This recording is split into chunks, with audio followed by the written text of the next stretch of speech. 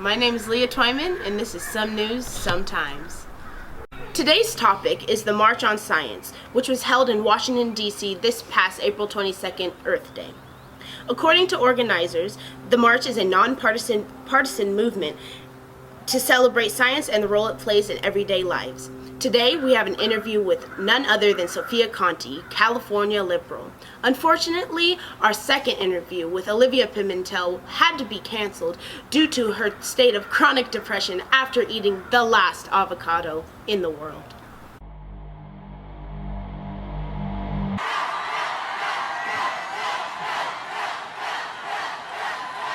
Greetings, fellow citizens.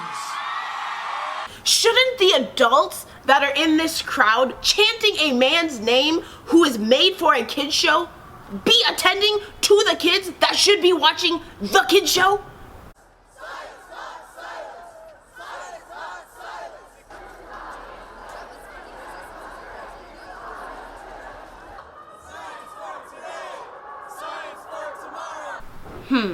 A bunch of California liberals protesting.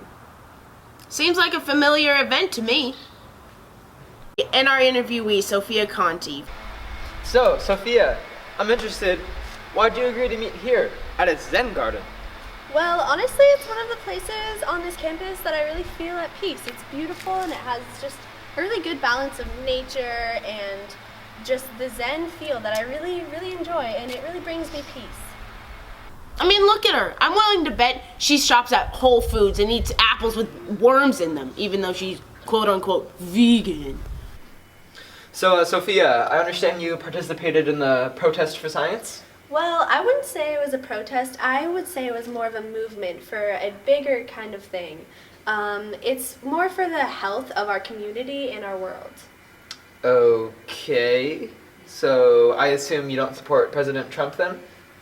Well, that is quite a sore topic for me. I believe that every human is born good, inherently good, and he has just had a struggle, and it's hard for him to understand what is going on in our world, in the health of our world, in the economics of our world, and put that all together into one coherent mixture. So, can you give me examples of that?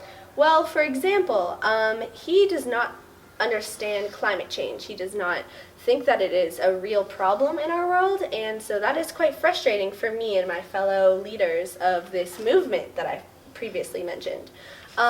It's very hard for me to talk about it in a rational manner because it is very frustrating to me and my fellow community of human All right, we'll cut you off there. Wow, one thing from AP Lang actually applying to real life. Analytical thinking. Let's take Sophia, for example. Let's look at her pants. Looks like MC Hammer took a stab at being a hippie for a day. So, Sophia, what does your movement hope to get out of this march? Well, our movement hopes to broadcast the statement to the rest of the world that science is really important and should really be a crucial part of politics in our day and age when there's just so much nonsense just going back and forth no matter where we are. So the answer is no. These people really didn't address science in any way, shape, or form. But they addressed a bigger problem, an underlying problem, our president, and who we elected. Sophia, you haven't answered my question yet. What has President Trump done to anger you? Well, it is, as I said before, more of an internal frustration with us and our current presidential leader. Yeah. In actuality, something was accomplished during this march. This march filled with vegans, vegetarians, and whatever other pot smokers you could find. The problem was climate change, which Trump doesn't think is an actual problem. He'll notice that it was a problem after the world has melted away, and he has no longer a presidency because we're all dead. You do realize that your argument doesn't have a valid point, correct? If you keep insisting that the president has... Give me a minute, I'm gonna go calm my nerves.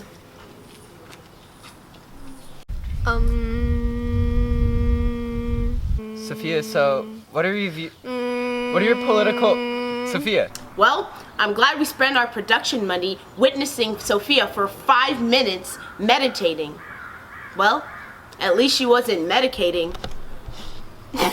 Leaving you today is me, Leah Twyman, my reporter, Jordan Ritchie, and our interviewee, Sophia Conti, from Some News, Sometimes.